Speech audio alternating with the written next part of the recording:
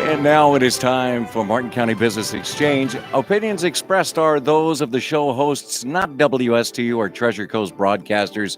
Any reproduction or retransmission of this program without written consent of WSTU is strictly prohibited. And here's your host of Martin County Business Exchange, John Hutredes. I'm the sole host today. That's interesting. I've never had this honor or pressure before. How are you, Ray? Hey, I'm great. It's good to see you. Yeah, it's good to be here. Good to be here. I think Mark Breckbill is supposed to be here. I saw Mark a little earlier today, and he was coming up a little bit, so he was supposed to be here. Anyway, there's lots of interesting things to talk about. Lots of stuff happening. Vice presidential debate tonight. Oh yeah. Hurricane in the Gulf. Yeah, we don't like that. And one of the best guitar players that ever walked the planet passed away yesterday. And it's just been a weird, 2020, just when you think things are going to be, back on track, things just say, let's throw this curveball at you. Yeah, blew up. And also, one, a singer, actually a child prodigy, just about Johnny Nash, too. Yep. Lost him. Yep. No. Yeah. And I don't mean to sound harsh. When you're 80 and over, okay, you've had a great life. Right. It's nobody wants their 80-year-old grandfather or grandmother to pass away. I mean, I get, but it's part of the natural progression. But Right. Eddie was 65. He had cancer. He had issues. But it's still it's terrible. I mean, we're gonna be we're at that age now where all these iconic entertainers, who hit it big in the 50s and 60s and 70s and 80s, they're aging out. It's time to move on. I mean, I think Keith Richards and Willie Nelson are going to be the last two people standing, probably. Yeah. The way things are going. Keith Richards, as much as he's done, oh my God, he's in great health. I don't know if he's in great health. He's still alive, walking around.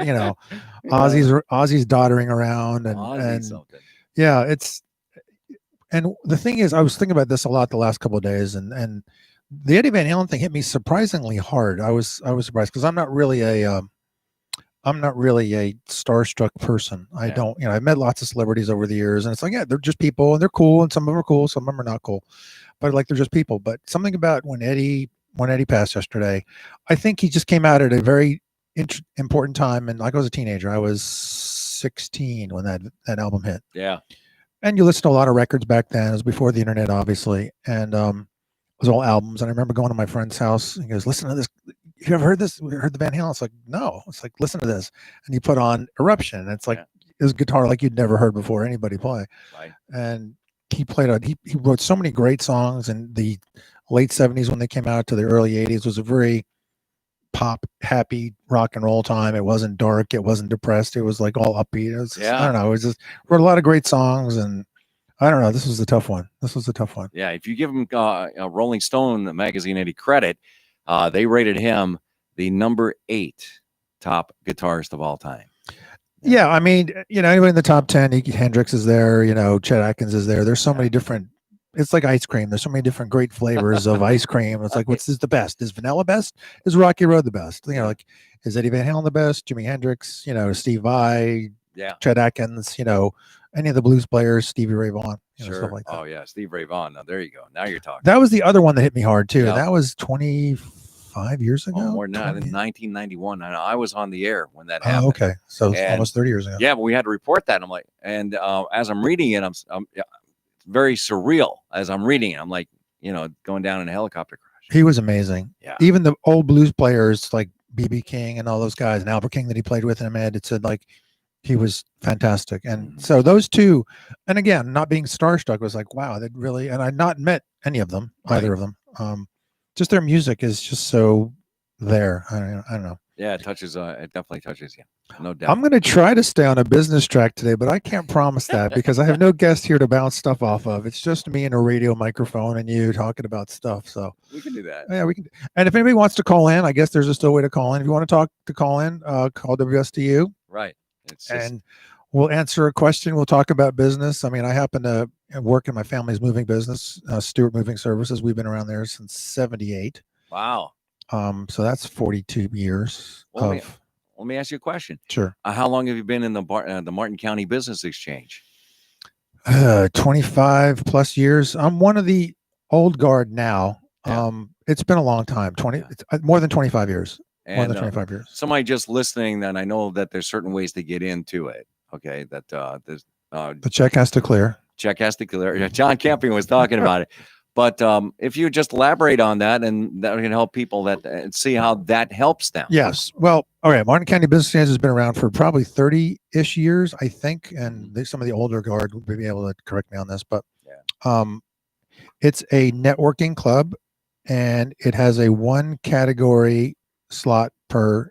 Oh, there he is. Yeah, that's okay. I'm usually the tardy one, and it's a 1 category slot per person, and it's like a social networking, business networking, friendship networking kind of thing, and I've been involved with it for quite a long time, probably close to 30 years, maybe 20, somewhere between 25 and 30 years. Way too long. Way yeah. Too long. Well, yeah. We can fix that. I can leave. I think when I first started, where were we meeting when I first started? I think in a cave someplace. Might have been the Blue Moon Diner. Oh yeah. It probably was a Blue Moon Diner. Probably the Blue Moon. You were a little before me. Okay, I was. How long have you been in? 22 years, maybe 20, right. 21 years. So I'm close to 25 probably. Yeah. Phil Faraday got me in from the copy company. Stewart Business Systems, because Phil and I had been in the Sertoma Club. Yes. Even before that. That was a fun group. I did some work for them. Did you know that? I did not know that. Of course, Sertoma, for those that are not familiar with, Sertoma used to run the boat races. That was a big fundraiser for charity, and it was a huge thing. And the acronym was Service to Mankind, and that was our big fundraiser. And that would fund our programs for the entire year, basically. Right. And we'd work on that thing for 10 months. Yeah. Easily. Well, you called it work, but you guys used to Fair enough. You guys used to go to a restaurant and eat and drink. And that's what you called There was some of that. Work. There was some of that. There was a fair amount of that. There was some of that. And so then Sertoma kind of went away, right? Nationally. And so my job was to create a legal entity for you guys. And it was called the Dead Armadillo Society. Really? I wasn't privy to that part of it. Because Sertoma used to be the armadillo stuff. And so it was called the Dead Armadillo Society. And I actually set up an LLC so you guys could continue to play around if you wanted to. And have a reason. So it was a great club. The boat races I wasn't were in it, but it was huge amounts of work and equal amounts of fun. Yes. Equal amounts of fun. And it's a shame that, it was a big event. I know some of the guys that were in that group. They were there mostly for the Budweiser girls, but there was that. Yeah. Was that, but otherwise, no. They were there for the charity, and you guys generated a fair amount. We of did. Money for charity. A ton, like hundreds of thousands. Yeah, it was an amazing fundraiser, and it was lots of work. It was like Dave Sator was in it at the day, and the rest. Rick Rastrelli was in it back in the day. Yeah. Rich Armelini was there. All the old guard. It was. Yeah. It was fun. I think Griff was a member of that. Griff was a member. So there's a lot of guys in MCBE that were originally. I think Sharkey was a member. Maybe not. I don't remember Kevin, but Kevin's pretty memorable. I don't remember him. Yeah. I know Phil Faraday was, and then he's not in the Business Exchange anymore. But Griffin was. It was a fun group. We had a good time. Yeah. So yeah, it was a long time ago, but it was a good organization. And, it's kind of true about a lot of the MCBE people. Most of the MCBE people have been in the community for a long time, have been around for a while, and have participated in a lot of really worthwhile activities. They have a life outside of the networking group. The networking group is great, but it's an opportunity. We all have our alter egos, don't we? That's true. One of the things that's great about MCBE that I really like is the executive coaching group that we put together. Talk about that.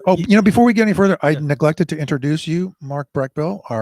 But you're on the radio a lot anyway. I think people kind of know at least who on you this are. channel. Yeah. I was on this morning for a while. So this is Mark Breckbill. So sporting his UCF shirt today. For those of you not, shirt. I have my UF mask on. If we have to go that route. And, we're a mask-free room here. Yeah, we disinfected before you got here. The hazmat crew came in. It was fun. And there's no way in the heck I want to be anywhere near you guys. So I stay far away. This is 6 feet ish. This is 6 feet. Yeah. You're about 6 feet tall. I'm 6'3". Yeah. I'm pretty good distance away, but. but yeah, we have the executive coaching group that we do, and it's an opportunity for us to help each other and do things with business. So that's kind of nice. I like that.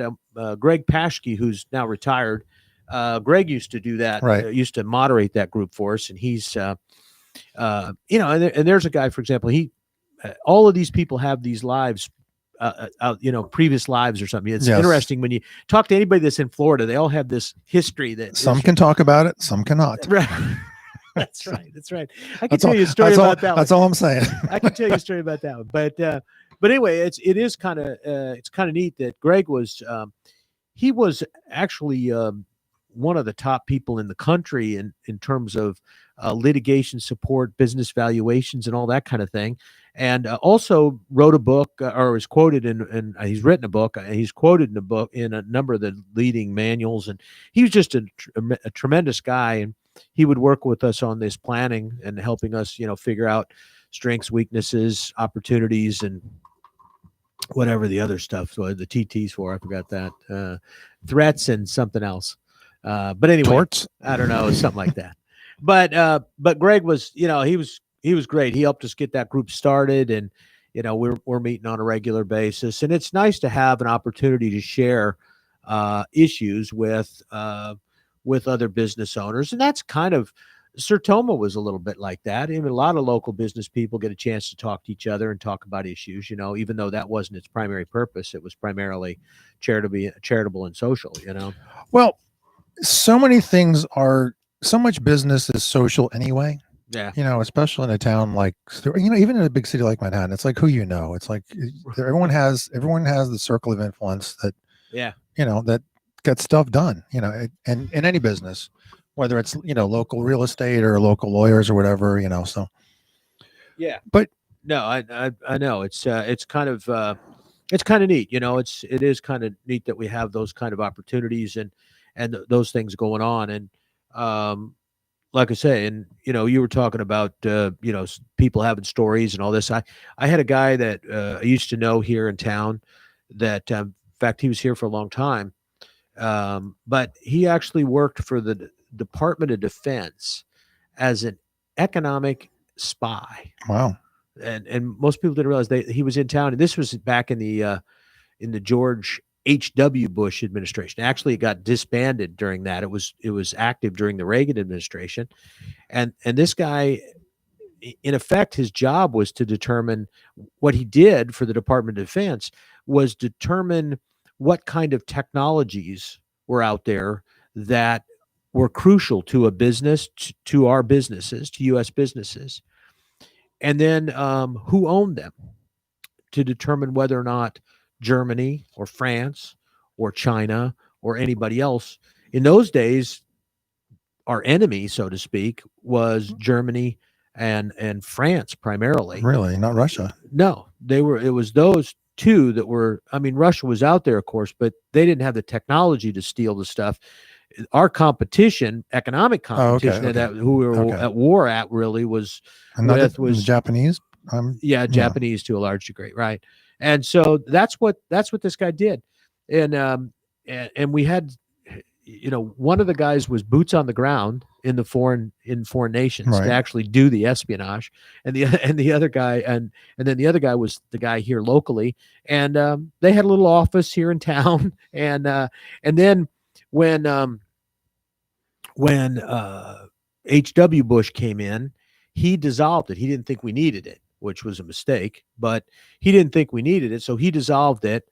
The guy that was running it out of Washington was a young guy in his 30s, and he was the one that had developed the program. And so he moved to Stewart and tried to get the program, tried to privatize the program, and so he tried to get it off the ground as a private business. And ultimately, it didn't make it. He kind of slipped out in the middle of the night and left. But I tell you, it was funny, a little story about his situation, kind of show what they actually did and how important it was. He ended up trying to sell the program. He went to Kodak, and they made a pitch to Kodak that, look, we'll come in, we'll determine all your key technologies, and who owns them. So now he's making this to a bunch of engineers from Kodak, right? So they all tell him he's crazy. We know what our key technologies are. We know that we own them and who owns them, and we know all that, and we don't need you to do that. And we're certainly not going to pay you $250,000 to do it, right? So he went home and he went back to his office, and so he said, okay, we're going to do this one for free. And so he went in there and he identified, I think it was 17 key technologies that were the backbone of Kodak's revenue stream, right? And of the 17 of these things, like 15 of them were owned by Fuji Films. Now, what has happened over the years? Do you know Kodak anymore? Nope. And who owns all that technology? Fuji Film. And so, and that's what he did. He would identify those kind of things. And you'd say, well, how hard is that? Well, those things are, and in the day, the internet wasn't what it was, but they were all, all of these things are buried in companies that are joint ventures with other countries and other people and so it takes a long time to get back to who actually is involved. Yeah, who's the mothership? Yep, who's the mothership. So anyway, it was kind of cool. That's the kind of thing we have here in Stewart. We have some very interesting people. Stewart does have very interesting people, and you guys aren't part of that. But I'm not. As general, I just was making a blanket statement. You guys are, I'm just a moving and storage guy. Well, that's right. You are. The thing is, like, I've been in thousands of homes in the last 42 years.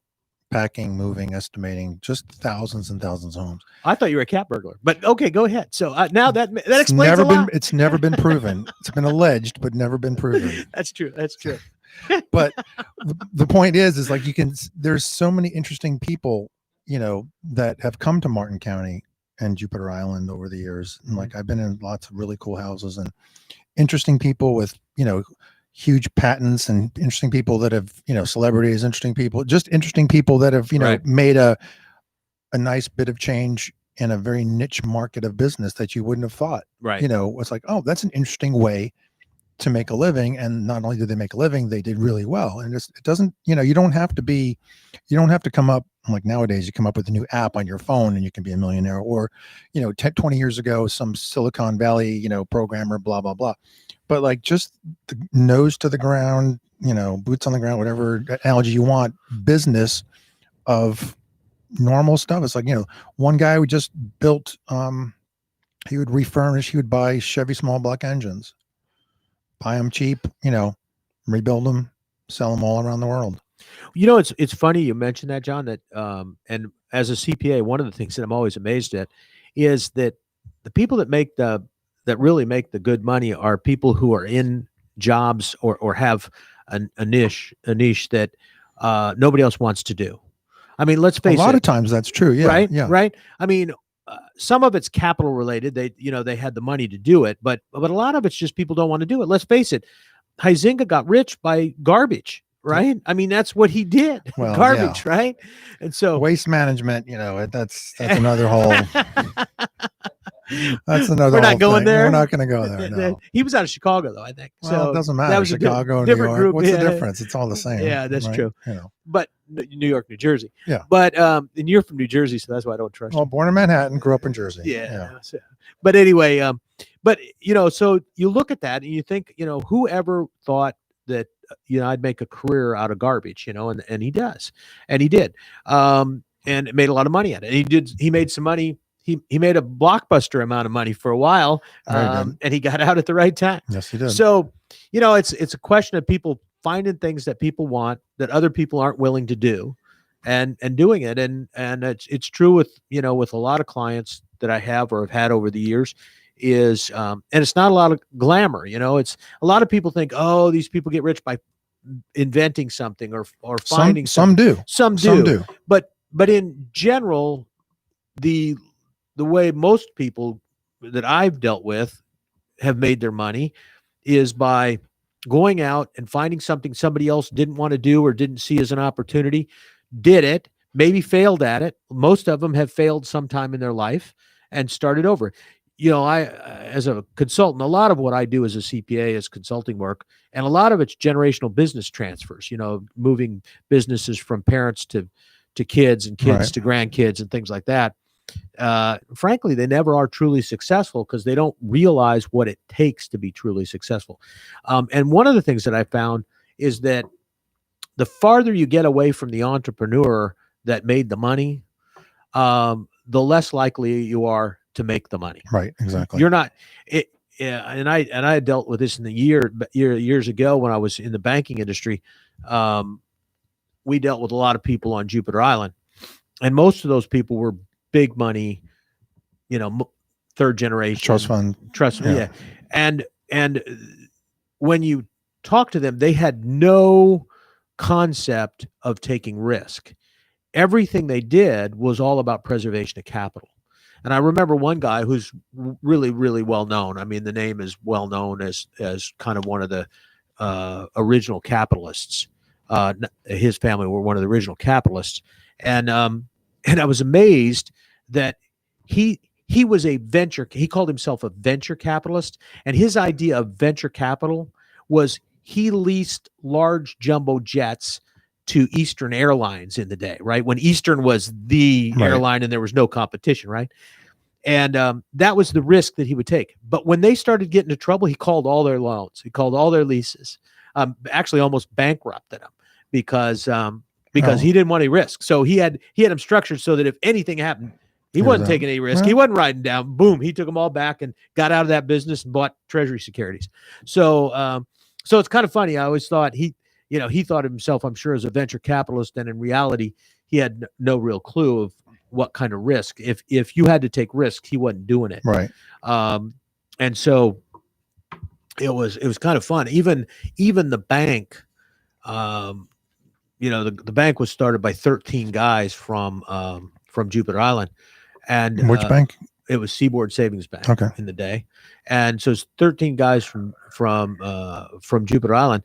And it was amazing that they ultimately decided they raised the money for the bank out of petty cash. I was going to say their household accounts. There are 13 guys around town. What do you got in your pocket? Oh, I got $3 million. We only have to come up with $3 million or $4 million. We can make it.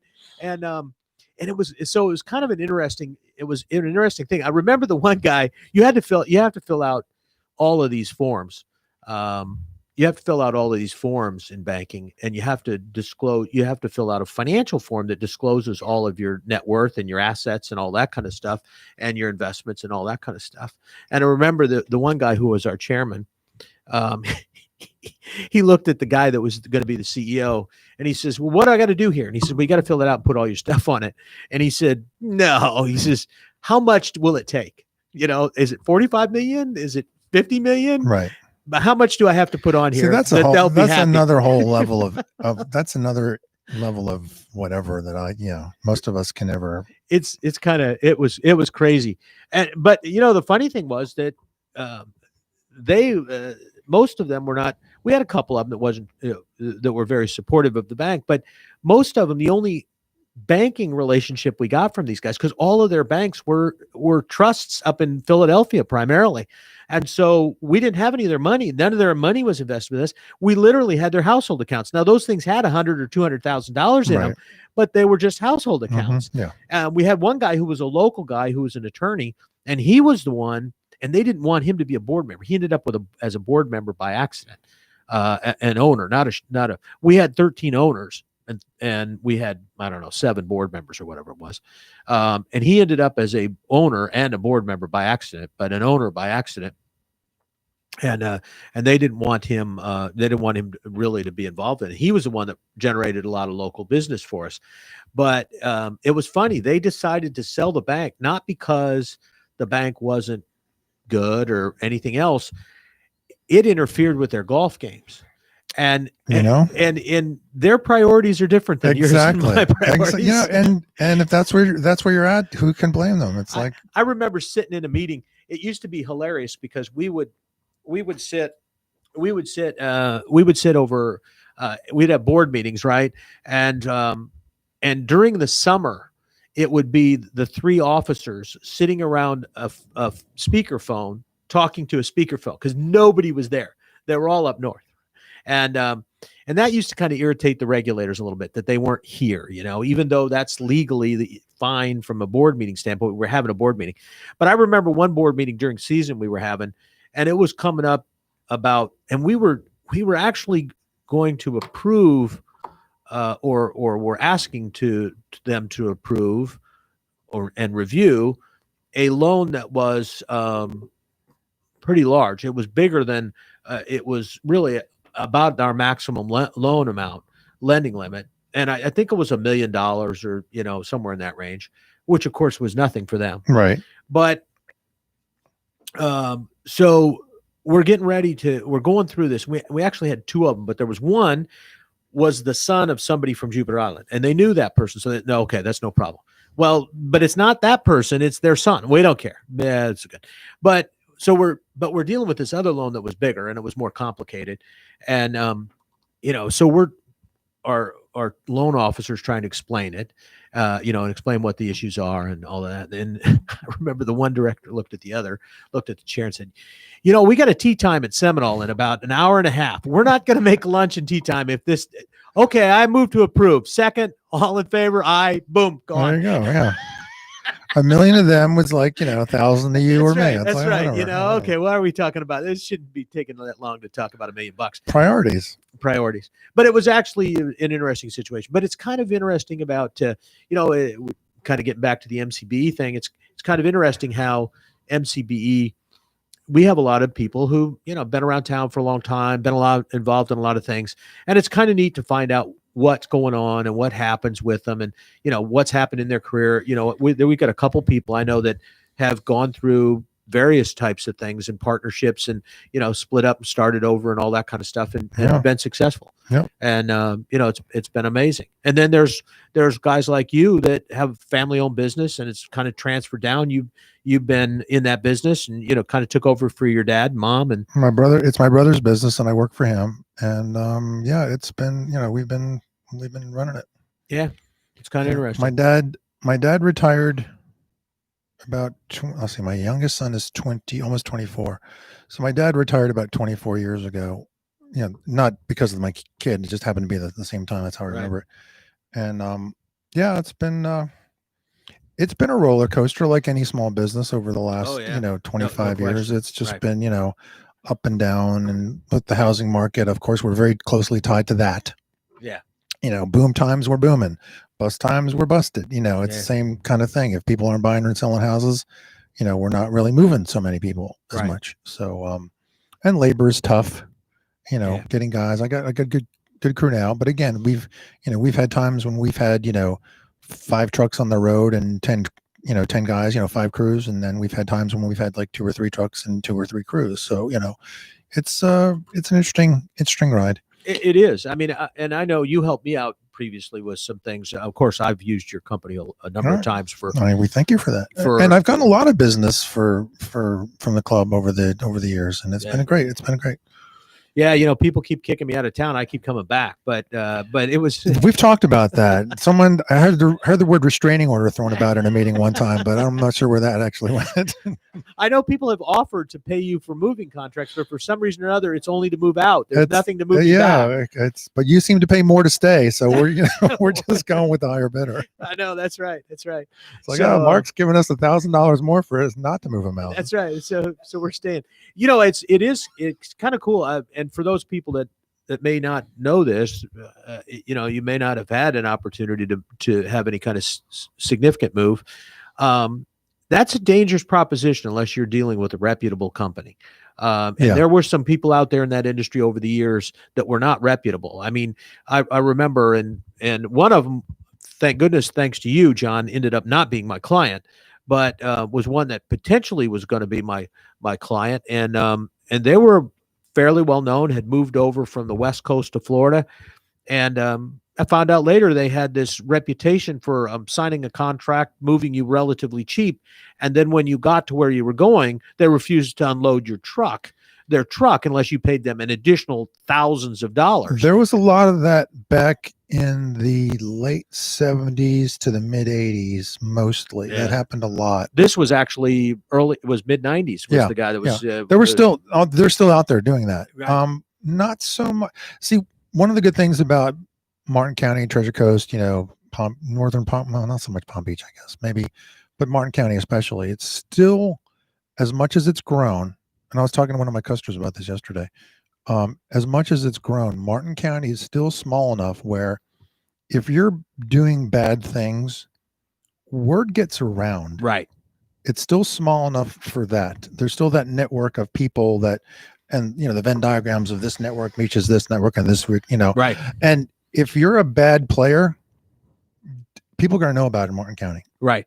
Very quickly. Right. And fortunately, 42 years has stuff happened that have displeased a customer or two over the years.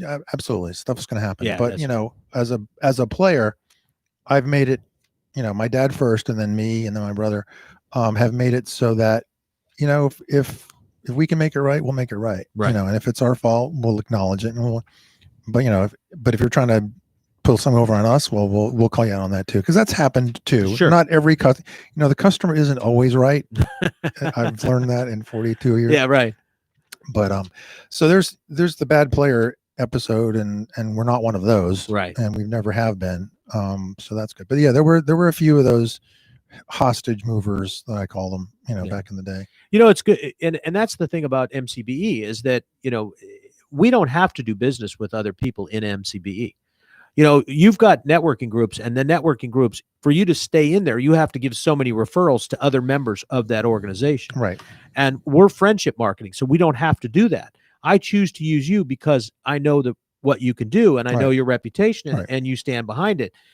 It's the same thing with any member in there. If I don't have a good relationship, or if I have an other relationship, as a CPA, I started my practice in 94. So a lot of the members of MCBE were in business before 1994. So they had their own CPA. Right. And I used to always tell them, I said, if I was on the other end, I wouldn't want you to kick me out because some guy that is in a referral group and you gotta have so many referrals. And so I'd say, I'll provide support, I'll help you, a second opinion, but but maybe mention my firm to somebody if they're looking for somebody. Yeah. And I've gotten a lot of referrals. There's still a lot of people in Martin County Business Exchange that aren't clients of mine because they've been with their existing CPA for longer than I've been in existence. So, I understand that. And that's the great thing about it. But it's also the great thing about it for people who are out there and looking for reputable businesses. You pretty much know that in that book that we have and on our website that the individuals who are members have been vetted.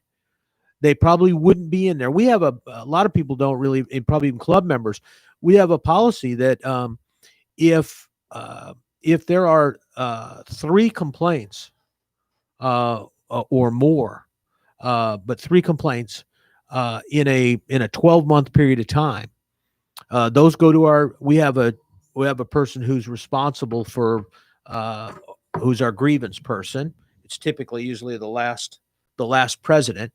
And that person, you can go and tell that person, I've got a problem with so-and-so. Now, we don't get involved in business disputes. We don't get involved in collection issues or whatever. But if that's a situation that is impacting a person and that's a problem, I did this work for this person, he doesn't pay me. That's a valid complaint. Yeah, it is. But we do it through this discrete process. And then if there's 3 or more, that then goes to the board, and the board, revokes their membership. Right. And so in all the years I've been in the club, which is, over 20, I've never really, we've only had 2 that ever got to the board level. I was going to say, I don't remember. Yeah. Yeah. As far as I know, we've only ever had 2 that got to the board level, and those got resolved. And that speaks well of the membership in general, though. Right. So. And that's the thing. So if somebody's in there, it's not somebody who's holding your furniture hostage, right, or anybody like that, because they wouldn't be in there very long. So that's the kind of cool thing about our club. I appreciate some of these other networking groups. Most of them are corporate owned. So that means the fee goes to somebody who's making a profit off of us being a member. What that means is they want as many people in as they can. So they carve memberships up into small slivers so that you're not just an attorney. you're a real estate attorney who handles only leases, or, I mean, they carve them Right. up so they can get as many people paying as possible. They bounce them out as quickly as they can to get somebody else in or other people in and get those fees going. And the money goes out of the area. It goes to some corporate, company outside of our area. But in our group, any of the fees that are paid cover our activities. They provide money for us to do some advertising, socializing, and for us to, ultimately to, use that money back in the community, back in our own businesses. It's our money to spend how we want to spend. And your new car is just a coincidence. It is, but that's what the advantage of being the bookkeeper for that firm. And so I just thought I'd mention that. Yeah, and it is true. I mean, I didn't think anybody would really notice, but people are watching. Yeah, people are watching occasionally, but not very much, because they didn't notice the house I bought with the rest of the money, so they weren't paying attention to that. So. Well, your car's flashier, so the house is sort of tucked away. That's right. It's kind of old news. Yeah, but it's kind of interesting that we do have this. We got these great group of people that have been around town for a long I still time. get calls from former members. Like, I've got an estimate tomorrow or Friday, in the next day or two, of a former member who has been in the club for years and then is no longer a member, but hey, look, we're moving, we'll give you, it's like, it's good. It's been a good club for me, over the years. Just, I've met a lot of cool people, met a lot of good friends, over the years, and it's been. Well, and the other thing that's interesting is the longevity. You've been in how many, ever 30 or whatever? 25, more than 25, I think. Yeah. Because we had our 25th anniversary sometime back there, and I've lost track. I think we were chartered in the 80s. I think it was I joined in like 98, and I think we were 10 years old. We celebrated our 10th anniversary. That was the big party we had at Indian River Plantation. Okay. And that's where most of our money goes: booze and drinks and food. Kind of like Sertoma. Yeah, kind of like Sertoma. No, but we had a big. Sertoma was more fun though. We had a huge party though. It was our 10th anniversary, and like I said, it was I think it was like 98, 99. And we had it out in Indian River Plantation. I think we spent $10,000. Oh, that was the Marriott, right? Yeah. That was a good party. That was huge. That was a good party. That was a really good anniversary party. And we had and all the members, it was all our money. So we were spending our own money. Is really what it amounted to. But it was kind of cool. And but as of like I say now, that'd been 30 and probably 19, I guess we're probably 30 years, I would imagine. But when you look at it, there are a number of people that have been in the organization, have been a member of Martin County Business Exchange for over 10 years. A lot over 20 too. Yeah. Mm-hmm. 10 to 20. Yeah.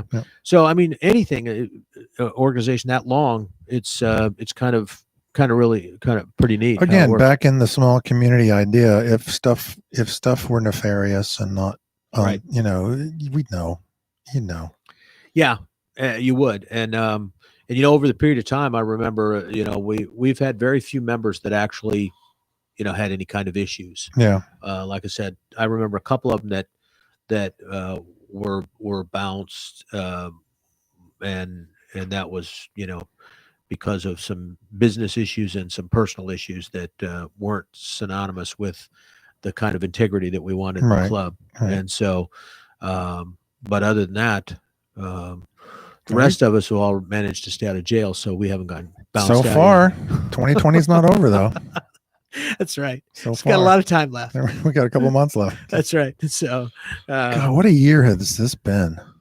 Oh, it is just. I just. Somebody told me one time that not too long ago that this is going to be used as it's a 2020. Yeah, as a pejorative. Yeah, absolutely. 2020, you buddy. That's right. That's what's going to happen. It's just. It gets weird. It's terrible. My kids, like, I'm trying to give my kids some perspective on this, and it's just like, how do you do that? There's no, and I feel bad for them because they're growing up in this time when there's a lot of uncertainty for them. Those of us of a certain age have weathered a certain number of storms over the years. I was trying to talk to my younger kid the other day. It's like, back in right after the Cold War started, it was, I was I was born around the Cuban Missile Crisis, but I was 1 or 2. Yeah. But right after that, I remember growing up, and there was this sort of cloud hanging over everything of nuclear annihilation, because it was a real possibility. Right.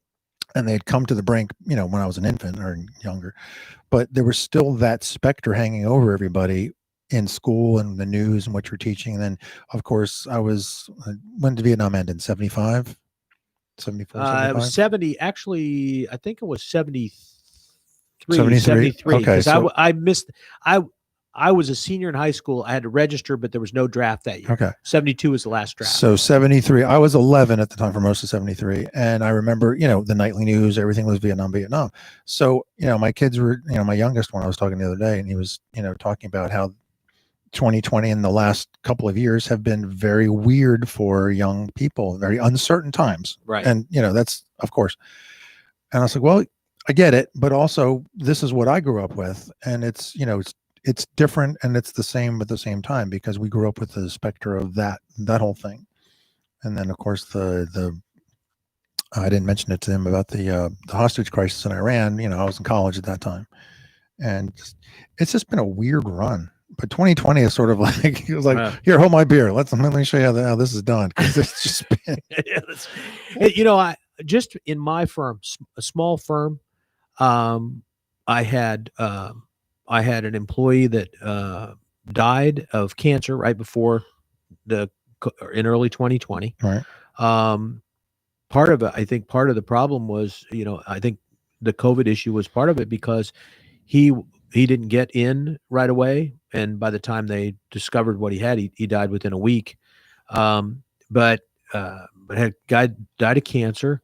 I've had, we had 3 tax seasons, and we're still not done with the third one, because it's, and I'm lumping a couple of them together, but, and so it's been the worst tax season that we've ever had. Normally we have, we usually have 4 or 5 or 6 weeks to get stuff done. This time we have had a week multiple times. Right. And, which reminds me, I gotta do mine too. Yeah, that's right. But I only got about a week. And then, no, less than that, right? 15th. Yeah. Yeah. What's today? The 7th, 8th? No, 6th, didn't it?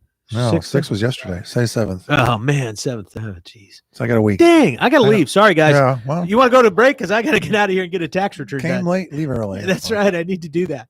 So, but yeah, it's it really is. And then I had a problem with a person, an employee. I had an issue there.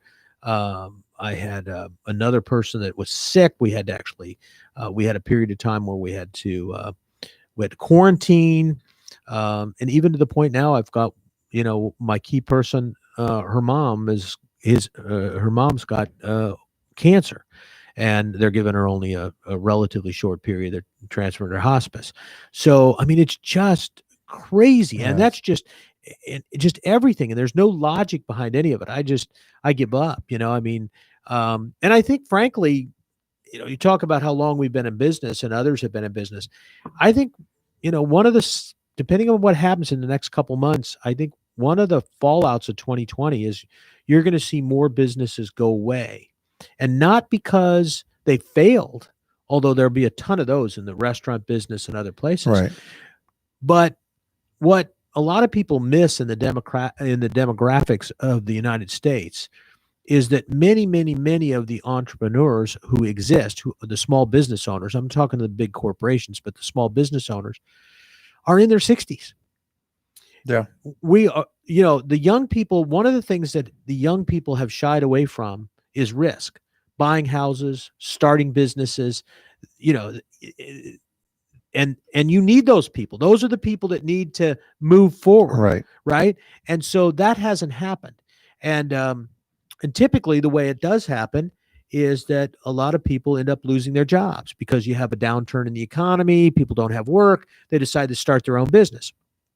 Well, what happened is we had the big downturn in 2007 and 2008 right. and 9 and 10 and 11. But at the time there was a disincentive there was no opportunity to start a business. There was no capital out there. the economy had sucked all the capital out of there. No banks were lending money, and definitely not for startups. So all of these businesses, a lot of the businesses failed, and a lot of the old time businesses survived, but they chewed up all their capital. And most people don't. Many of those businesses didn't even realize it. It's funny, when 2007 hit and 2008 hit, you'd actually talk to people saying, well, gee, it's not that bad. And the reason it wasn't that bad is if you're laying people off because you don't have work in the future, but you're collecting on the work that you did in the past, your cash flow is pretty good. For a while. Your income doesn't look good, but your cash flow is pretty good, right? And some of these old established businesses had $1 million or more of internal capital, money that they had just over the last 30 years left in the business. And many of them sucked that out during this period of time from 2007 to 2011. And now, as they're trying to rebuild, they don't have that capital to rebuild as quickly. They can't go back to the levels they had. So it's taken about 10 years for businesses to kind of get back up to where they were when this all happened in 2007. And I think many of them, looking at what's going on in 2020, are going to say, I don't want to give it another 10 years before I get my money back, Well, and I think there's going to be some of that. It's also the 2007, 2011 paradigm is completely different than the 2020 paradigm, because the 2007 to 11 businesses weren't shut down across the nation like it was since March. And it affected industries more than the whole economy. It affected so many people that you don't even realize. Like, for example, I have lots of friends in the entertainment business at all different levels. Guys that work on road crews, guys that are tour managers, guys that are road managing accountants, tour bus drivers, performers, sound guys, light guys. I mean, there's this whole army of people required to put on even the smallest, the smallest modest show, like a little show in downtown Stewart that, for whatever band, it requires a stage to get put up, it requires fencing, it requires vendors, it requires all this other stuff. And those people gone. They have no and their whole business has worked on it. And so this paradigm is different. And it's going to be I think that Americans and worldwide also will figure out a way to work with this new paradigm. We're still only 6 or 7 months into this thing. Right. So a lot of people are still reeling from what the hell is going on to, okay, how can I survive this? And a lot of my friends who are in the industry are starting to do that now. And if and when the entertainment business comes back, they have the skills and the expertise and all that other stuff. So. Yeah, I think that the difficulty is that a lot of people aren't willing to bet their own capital on it if they're 65 years old. That's true. So that's why I think a lot of businesses, they just went through this other and they realized how long it took them to get their money back. And they're going to look at this and say, do I really want to put up another $500,000, or should I just keep it, retire, and figure I'm going to be $500,000 less for retirement than I thought I was going to be? It's going to be an interesting some of that. couple of years to figure out how this thing works, and a lot's going to depend on what happens with and it depends on the type of business. Like you're talking about entertainers, they've got to ramp that back up. I mean, those the ones that have gotten hit, bar owners, entertainers, restaurants, to a large degree, hairstylists and barbers, those guys have gotten killed because they were just shut down. I mean. And, most of them have the PPP money and all that wasn't enough to carry them through. No. So, it's a tough time. And so it's going to be interesting. Like I say, unless this economy really does come roaring back quickly so that the person doesn't have to make that decision, I think you're going to see businesses sold. Yeah. And I'm not sure who the buyers are, because the young people still don't want to buy. They still want jobs. They don't want They may not have the money to buy. Well, they definitely won't. The banks won't have. I've said a bunch of times, one of the big mistakes we made from the 2007, 2011 time frame is this concept that a bank was too big to fail. I was a banker for 13 years. None of them are too big to fail. And when you preserve the poor ones because you let them live rather than die, they screw things up. And frankly, some of the big banks have screwed up the PPP and the EIDL, and that's cost businesses their livelihood. There are businesses out of business because banks were preserved in the 2007 timeframe. Well, that's another whole topic for another whole show that we can talk about. I do that on Wednesday mornings. Do you? Yes, a lot of times. Well, I think we got about a minute left. And it's fun to see you again, Ray. Thanks a lot. Mark, always good talking to you. Oh, I always have fun here. It's always a good time. It's been a weird week. I'm still kind of upset about Edward Van Halen leaving us. I know. I saw that. Yeah. That is kind of sad. I mean, I was talking to Ray off the air, or maybe on the air. I don't even remember anymore. Off on, it doesn't matter. But we're getting into that age now where a lot of these iconic performers are just going to be aging out. Yeah. You know, I mean, it started already, you know, I mean, some of them leave early, of course, with the rock star lifestyle, you know, but, you know, a lot of the cancers happening. A lot of the guys are aging out, you know, like most of the Ozzy is 70 something. A couple of guys in Kiss are 70.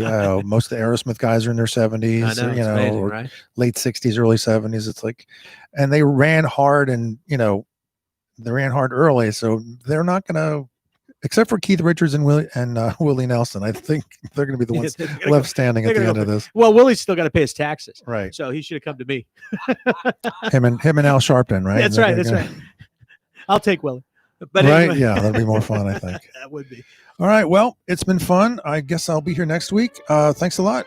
Good night, everybody. Have a good week. Thanks for having me.